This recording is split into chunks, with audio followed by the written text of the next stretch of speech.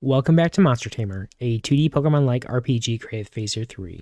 Previously, we worked on adding logic to allow our players to talk to our NPCs. If you missed the previous videos, there'll be links in the video description to source code up to this point, as well as the complete source code for this video. There'll also be a link to the previous videos if you'd like to catch up, so let's get started. Alright, so now that we have the logic in place for allowing our player to talk to our NPCs, the next thing we need to do with our NPCs is we need to add in the logic for allowing them to move around our level. And so previously, when we set up our level data in Tiled, we added metadata to determine what type of movement the NPC will do, either idle or a simple movement.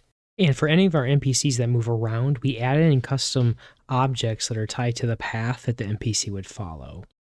And so what we're going to have to do is when we create our NPCs, we're going to have to go through our layer objects again, and we're going to want to find all of the objects that are tied to our NPC path. And once we have that, we can create a very simple path that our NPC will follow and move in our game. And besides that, we'll also want to go ahead and grab our movement type, and then that way we can pass all of this data to our NPC class. And then that way, when we call the update method, we can have our NPCs update accordingly. So to go ahead and do this, the first thing we'll do is we need to go ahead and grab all of our objects that are tied to our movement pattern. And so what we're going to do is we'll come down below our NPC object code here.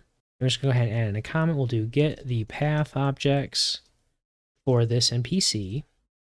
And so to go ahead and do that, we'll make a new variable. We'll do const, we'll do our path objects, and we're going to set it equal to our layer objects. And we're going to do a filter. And we're going to go ahead and filter all of our objects to only return an object where the type is equal to our custom tile types and our NPC path. And so in Tiled, when we created our objects, we either labeled them as an NPC or an NPC path, and the path will be those tiles that make up our movement pattern. And so what this will do, this is going to go ahead and return all those objects. And then with those objects, we can go ahead and build out the path our NPC will follow. And so what we're going to do is we're going to make a new object. So we'll do const, we'll do NPC path. We're going to set it equal to an object. And for our object, what we're going to do is we're going to make all of our keys be numbers. And these will be the order of the coordinates of where our player needs to move to. And so by default, all of our NPCs will at least have 0. So this will be the position where they start in the game. And so for this, we're going to go ahead and create a coordinate where we have our NPC's object, where we have our NPC's position. And so what we can do is we can come down here. We created our initial position for our NPC. Let's just copy that.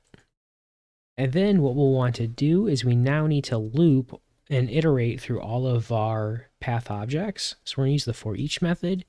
And so for each of our objects, what we want to go ahead and do is we need to, first we're going to add a safety check to make sure we have our X and Y properties. So if our objects.x equals undefined or our object.y equals undefined, then what we'll do is we'll return early and we won't add that to our path.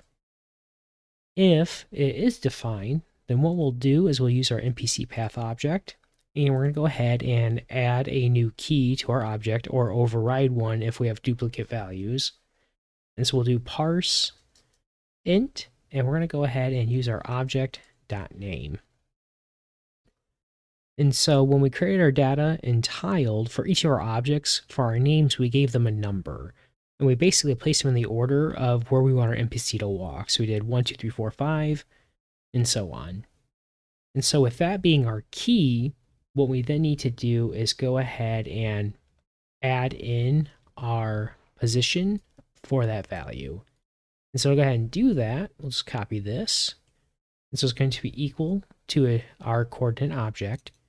And so this won't be our NPC object, this will be our object that we're iterating on right now. All right, and so with that, that's going to give us an object that has our full movement path for our NPC. And so what we're going to do real quick is just do a console log, and we're going to go ahead and log out our NPC path.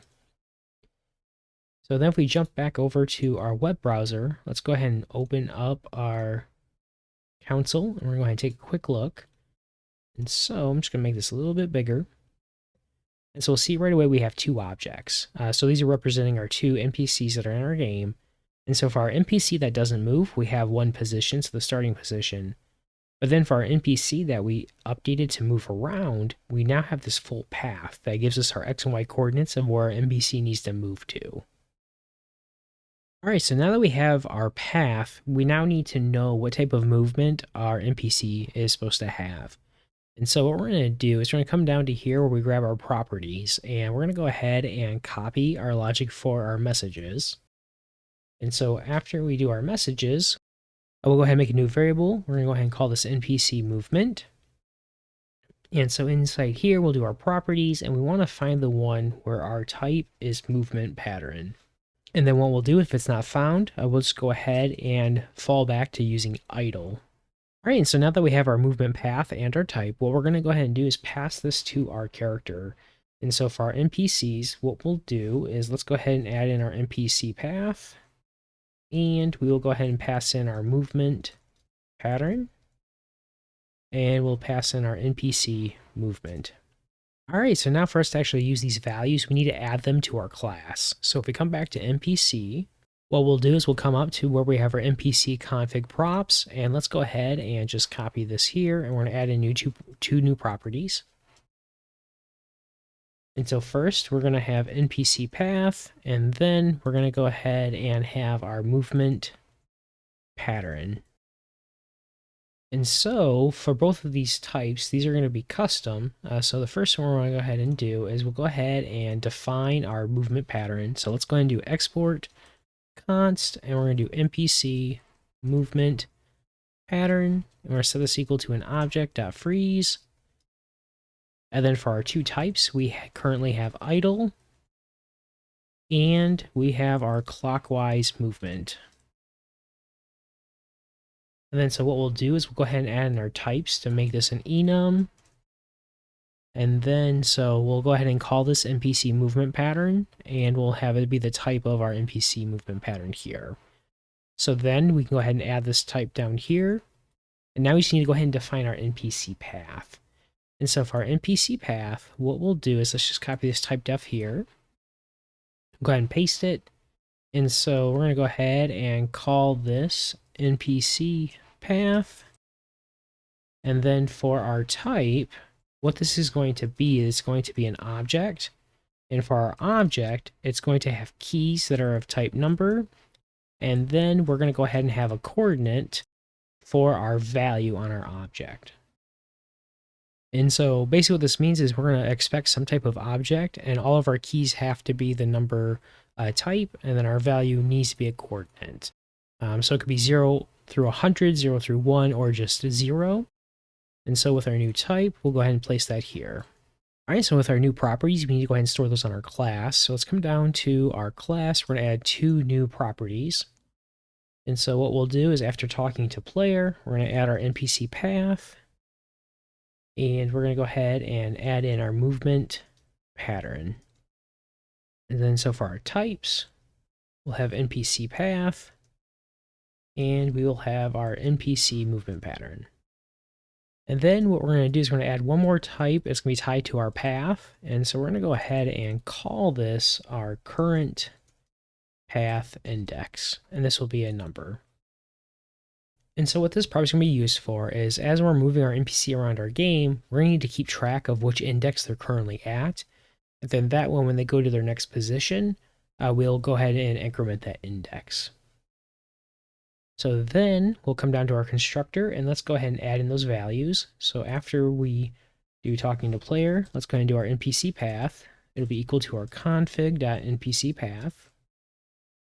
Then we'll go ahead and do our current path index. We'll start off at 0. And then we're going to go ahead and have our movement pattern. And so for our movement pattern, we'll have config and movement pattern. All right, so now we have our new properties. We can go ahead and start adding in our logic for moving our NPC game object around our scene. And so to do this, what we need to do is for every update to our current scene, we need to go ahead and call the update method on our character class. And then because currently our character class is set up to go ahead and move our character around our scene based on our target position. And so we need to go ahead and override some of that logic because it's going to be custom for our NPC. So what we want to do is we're going to go ahead and copy our update method here, so part of our code from our character class. We'll come back to our NPC class and we'll go ahead and add it to the bottom of our class. And so what we're going to do is we're going to go ahead and override our parent class update method, but we'll also go ahead and invoke it to do some of our core logic. So what we'll do in our NPC class is the first thing we're going to do is check to see if our NPC is moving. If it is, we can exit early because we need to finish having our animation. We need to finish our tween for moving our game object. Then what we'll do is we're going to check to see if we're talking to our player. And if this NPC is talking to our player, we don't want to move them around. We want to wait until the player's done talking to them. So we'll go ahead and return early in that instance as well. And so if our NPC is not moving and it's not talking to our player, then we're going to go ahead and call our base class update method. And so we'll do super update and we'll go ahead and provide time. So then after our core logic runs, what we need to do is we need to go ahead and determine where our NPC needs to move to if they're not idle. If they are idle, we can go ahead and return early. And so what we'll do is let's go ahead and add in an if statement. We're going to check our movement pattern. And if our movement pattern is equal to our NPC movement pattern.idle, then we can return early. If it's not idle, then what we need to do is we need to determine the next position for our NPC. And so to do that, we want to go ahead and use our NPC path and our current path index to grab our next position. So let's go ahead and make a new variable and we'll call this next position. And we're going to set this equal to our NPC path. And we want to go ahead and pass in our current path index plus 1. And so then that way we're grabbing our next index in our path.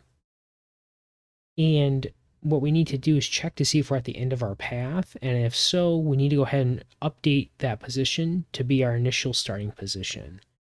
So what we'll do is we're going to do if our next position is equal to undefined, then we're going to go ahead and set our next position equal to our NPC path. And we are going to use our zero index. If it's not undefined, then what we need to do is we need to keep track of our new position. And so we'll need to update our current path index. So we'll say this, our current path index is equal to this current path index plus 1. And so with our new position, what we need to do is we actually need to go ahead and move our character based on the direction that they need to face. And so what we're going to do is we're going to do this, we'll do move character, and what we're going to do, we'll make a new variable, we're going to call this character direction. And so what we'll do is before we create our next position, let's go ahead and define that variable, and we're just going to go do direction, and we will do direction.none. So to go ahead and calculate our direction, what we need to do is take our NPC's current position and compare it to our target position. Then based on our values that have changed, we can determine our direction.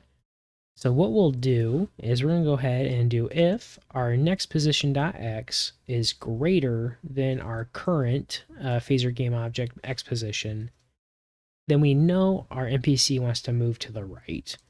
And so our character should face in the direction that they want to move. And so we'll do character direction will be equal to direction.right.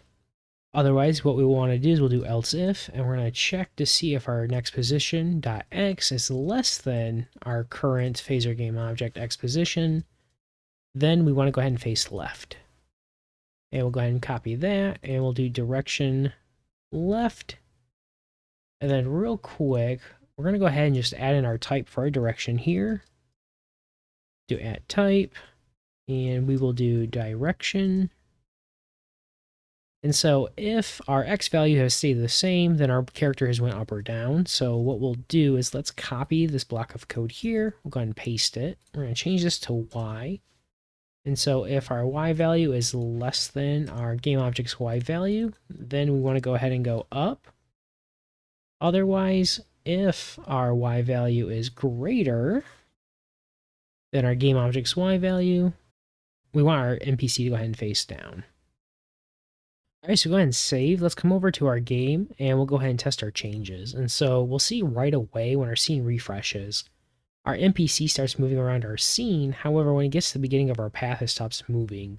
So we'll need to address that. The other part is when our character moves, we actually need our NPC to face the direction that we want them to be facing. And so what that means is we'll need to go ahead and update our idle frame for that NPC.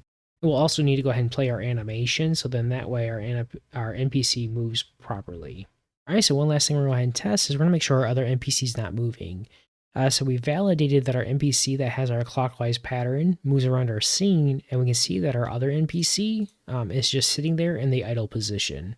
Alright, with that actually brings this video to an end. In our next video, we'll continue working on our NPC movement logic, and so we'll add in our logic for having our NPC animate while it's moving throughout our scene. So as a reminder, there's a link in the description of the video to the complete source code for this video. And as always, thank you so much for watching. I hope you enjoyed the content. If you did enjoy the video, please consider liking the video and hitting the bell icon to be notified when the next video in the series is released. For more great Phaser 3 content, please see the links on your screen now.